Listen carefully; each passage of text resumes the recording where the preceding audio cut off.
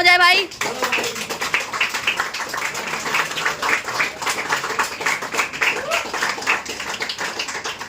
तो कोमल एक्सप्लेन करेगी double circulation को। Hello everybody, my today's topic is double circulation, जिसमें वी विल नो दैट कि कैसे वो ऑक्सीजन रिच जो ब्लड होता है वो हमारी पूरी बॉडी में ट्रैवल करता है ताकि ऑक्सीजन की सप्लाई अच्छे से हो सके, ताकि एक एफिशिएंसी आए इन रेस्पिरेशन और साथ ही साथ एनर्जी का प्रोडक्शन भी अच्छी तरीके से हो सके। एंड सेकेंड ऑफ ऑल, हम सभी जानते हैं कि ब्लड का एक काम ये भी होता है कि हमारी बॉडी से जो वेस्ट है वो बाहर निकाले, तो साथ ही साथ वो जो CO2 है उसका बाहर की साइड एक्सलेशन हो सके, which is also main thing. और ये सारी चीज़ें होती है during the procedure of double circulation.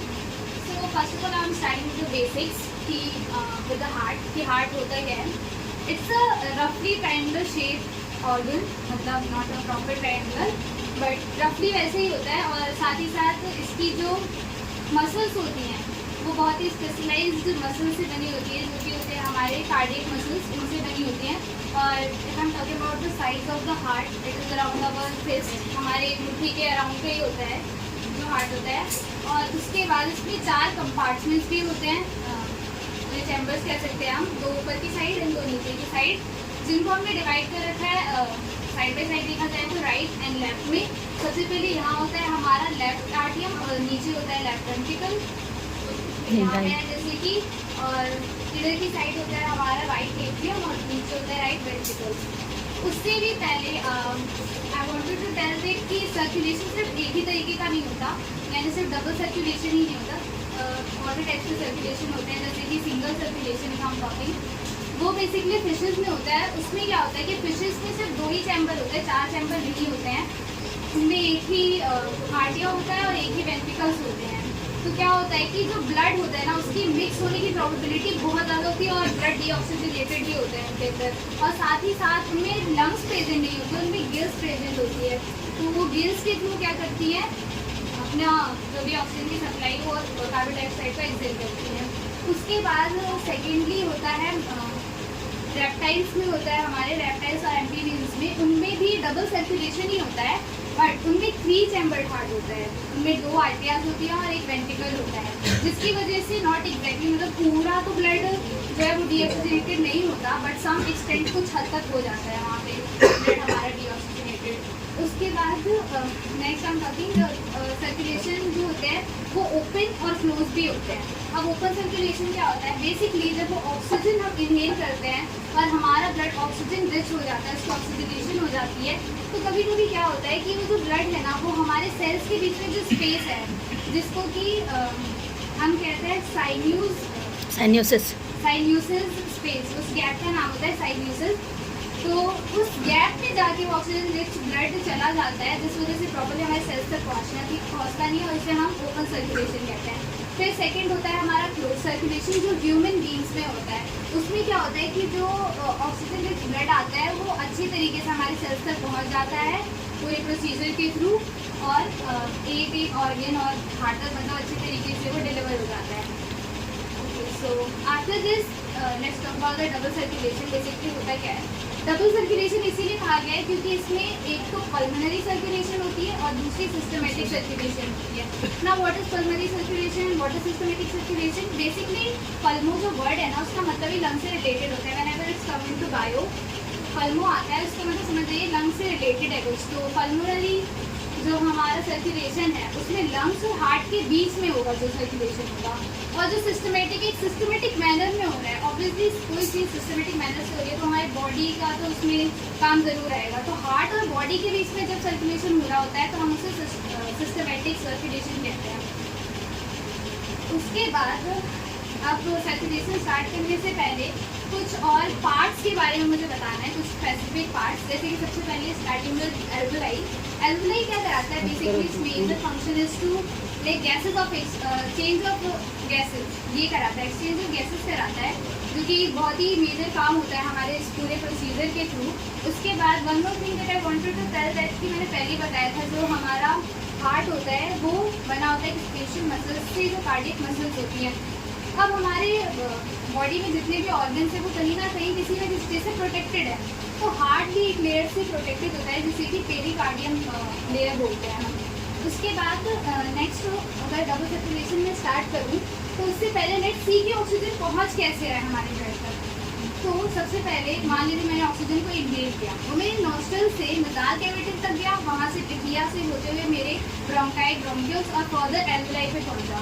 अब एल्वुलाई मेरा कैपिलरी से ना पूरा घिरा हुआ है, तो क्या होगा वहाँ पे चेंज होगा गैसेस का।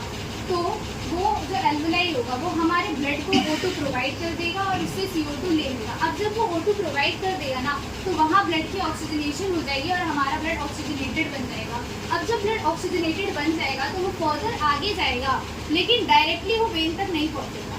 कैपिलरीज से पहले वो वेंट्रियोल्स में जाएगा, तभी वो डायरेक्टली वेन्स तक जाएगा। तो वेंट्रियोल्स फर्दर जब एक कंबाइन करके वो वेन्स बनाती हैं, तो जब वो वेन्स तक पहुंच जाएगा तो वो पहुंचेगा हमारा पल्मोनरी वेन तक। अब पल्मोनरी वेन तक ही क्यों पहुंचा, क्योंकि अभी बताया गया कि लंग्स और हार्ट के बीच में कोई बात चल रही है तो पल्मोनरी से ही चलेगी। और साथ ही साथ मैं बता दूँ वन मोर थिंग कि आर्टरीज और वेन्स के बीच में डिफरेंस। तो आर्टरीज क्या होता है कि वो जो ब्लड होता है उसको हार्ट से दूर लेके जाते हैं, और जो वेन्स होता है वो हार्ट में लेके आते हैं। इस वजह से यहाँ पल्मोनरी वेन काम कर रही है, क्योंकि लंग से ब्लड हार्ट में आ रहा है और साथ ही साथ लंग का काम चल रहा है, इस वजह से ये पल्मोनरी है। तो पल्मोनरी वेन से जो हमारा ऑक्सीजनेटेड ब्लड है वो इसके क्रॉस आएगा। उसके बाद आने के बाद यहाँ पे प्रेजेंट होती है बॉल। इस बॉल का नाम है मिट्रल या फिर हम बाइकस्फीयर बॉल भी कहते हैं। क्या होगा कि ये बॉल रिलैक्स करेगी। अब जब रिलैक्स करेगी तो ये खुद को ओपन करेगी और ऑक्सीजनेटेड ब्लड आ जाएगा हमारे लेफ्ट वेंट्रिकल में। अब जब ऑक्सीजनेटेड ब्लड हमारे लेफ्ट वेंट्रिकल में आ जाएगा तो ये दोबारा से कॉन्ट्रैक्ट करेगी, और कॉन्ट्रैक्ट करने के बाद ये ऑर्टा के थ्रू हमारी बॉडी पार्ट्स में यानी बॉडी ऑर्गन्स में आ जाएगी। अब बॉडी ऑर्गन्स में आ जाएगी तो वो जो ऑक्सीजनेटेड ब्लड है वो ऑक्सीजनेटेड नहीं रह जाएगा, क्योंकि हमारी बॉडी में कार्बन डाइऑक्साइड भी प्रेजेंट है। तो वो क्या करेगा कि वो जो ब्लड है ऑक्सीजनेटेड ब्लड वो कार्बन डाइऑक्साइड को भी ले लेगा, जिसकी वजह से वो ब्लड कैसा हो जाएगा, डीऑक्सीजनेटेड ब्लड बन जाएगा। अब ऐसा नहीं है कि वो डीऑक्सीजनेटेड ब्लड बन गया है तो उसमें ऑक्सीजन प्रेजेंट ही नहीं है, ऑक्सीजन उसमें प्रेजेंट है, but the concentration of carbon dioxide is so much more than that oxygen present, that is why वो हमारा डीऑक्सीजनेटेड ब्लड हो जाएगा। अब जब वो ऑर्टा से बाहर निकल के हमारे पूरे बॉडी पार्ट्स में एक एक ऑर्गन तक पहुंच जाएगा, उसके बाद क्या होगा कि हमारी बॉडी में से अब वो दोबारा से इसके अंदर आएगा, हमारे हार्ट के अंदर राइट एट्रियम में आएगा। किसके थ्रू, सिस्टमेटिक वेन्स के थ्रू आएगा। अब जब ये राइट एट्रियम के अंदर आ जाएगा, अगेन यहाँ पे सेम प्रोसीजर होगा। यहाँ पे दोबारा से जो है वॉल्स प्रेजेंट होती हैं जिसका नाम है ट्राइकास्पिड वॉल। तो ये वॉल दोबारा से रिलैक्स करेगी, खुद को ओपन करेगी और राइट एट्रियम से ब्लड राइट वेंट्रिकल में पहुँच जाएगा। अब जब ब्लड राइट वेंट्रिकल में पहुंच जाएगा ये दोबारा से कॉन्ट्रैक्ट करेगी और ये फर्दर एक वेरी हाई प्रेशर, मतलब वेरी हाई प्रेशर ये ऊपर की साइड जाएगा और हमारे पल्मोनरी आर्टरी के थ्रू निकल के पहुंच जाएगा हमारे लंग्स में। अब ये जो हाई प्रेशर था ना, इसकी वजह से हमारे आर्टरीज की जो वॉल्स होती है वो बहुत ही थिक होती है। मतलब ये रीजन था कि why arteries walls are thick and जो वेन्स की होती है as compare to this is thinner, इससे थिनर होती है। अब ये पल्मोनरी आर्टरी से निकल के लंग्स तक तो पहुंच गया। अब लंग्स तक पहुंचने के बाद क्या होगा, प्रोसीजर रिवर्स होगा। वो दोबारा से लंग्स से पहुंचने के बाद आर्टरी से पहुंच गया, वो आर्टरियोल्स में जाएगा, आर्टरियोल्स से जाने के बाद कैपिलरीज में जाएगा, कैपिलरीज से जाते थे वो पूरे जो एल्वुलाई के साइड पे कैपिलरीज प्रेजेंट थी वहाँ तक पहुँच जाएगा। वहाँ पहुँचने के बाद क्या होगा कि वो जो एल्वुलाई था जो एक्सचेंज ऑफ गैसेस करा रहा था वो उस कार्बन डाइऑक्साइड को ले लेगा और अगेन उसे ऑक्सीजन में स्प्रेड बना देगा। अब जब कार्बन डाइऑक्साइड ले लेगा दोबारा से कार्बन डाइऑक्साइड तुम्हारे एल्वुलाई से तुम्हारे ब्रोंकियल्स, ब्रोंकाइट, ट्रैकिया, नज़ाल कैविटी और नॉस्ट्रल से आगे बाहर आ जाएगा। मतलब वही प्रोसीजर था सेम, बस कार्बन डाइऑक्साइड के लिए था।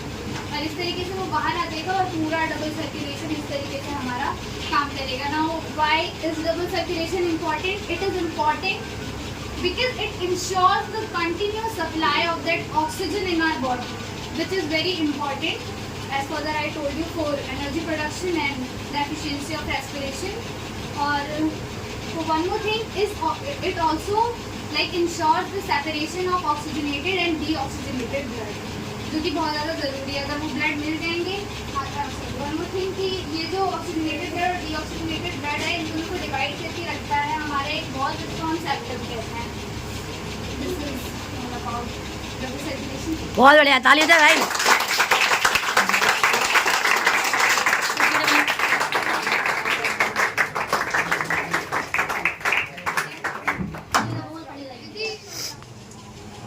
आता बोल पड़ेगा भी। अरे चुप हो जाना। तो भाई तुमने देखा, तो तुमने सुना और समझा। मेरे ख्याल से जो एक्सप्लेनेशन थी ना, काफी बहुत ज्यादा बढ़िया थी। जितना मैंने एक्सपेक्ट करा था बिल्कुल वैसी ही थी, और जो मैंने सोचा था बिल्कुल बहुत ज्यादा अच्छी थी। इसने वैसे, जैसा कि आप जानते होंगे, बात इसे रिलेट करते हैं, मुझे कुछ ना अपनी वाली वाई थी। इसने मेरी वीडियो देखी है, जो मतलब साइंस सिस्टम इस्तेमाल करा करी थी ना वीडियो से, साफ पता लगा था। मतलब कि काफी अच्छे से प्रिपरेशन करी है, कि टॉपिक बाय टॉपिक चीजें बताई है, और वो सारी चीजें बताई जो मैंने क्लास में तुम्हें बताई थी। फर्स्ट वाली क्लास याद है तुम्हें? बिल्कुल सेम उसी तरीके से रिप्रेजेंटेशन करी है। तो मुझे लगा था मैं ही पढ़ा दूंगी शायद, ऐसी कहीं आएगी। बहुत बढ़िया, मुझे बहुत ज्यादा अच्छा लगा देख के।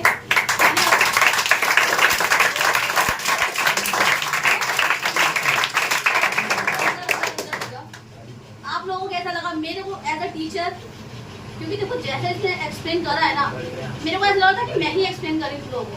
चौक का कम इस्तेमाल करा, ज्यादा यूज करा ही नहीं, नॉर्मल बातें बताई और ऐसे एक्सप्लेन करी कि आप लोगों को चीजें कन्वे हो रही थी। क्योंकि मेरे को इसकी एक्सप्लेनेशन से सारी चीजें लग रही थी कि हाँ ये मैसेज कन्वे कर पा रही है। अब आप बताओ, आपको समझ आया था अच्छे से? सबको समझ आया बढ़िया से? तेज बोल भाई। मजा आया?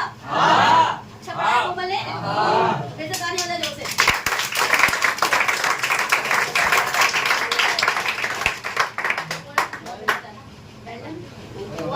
बहुत ज्यादा ही अच्छा।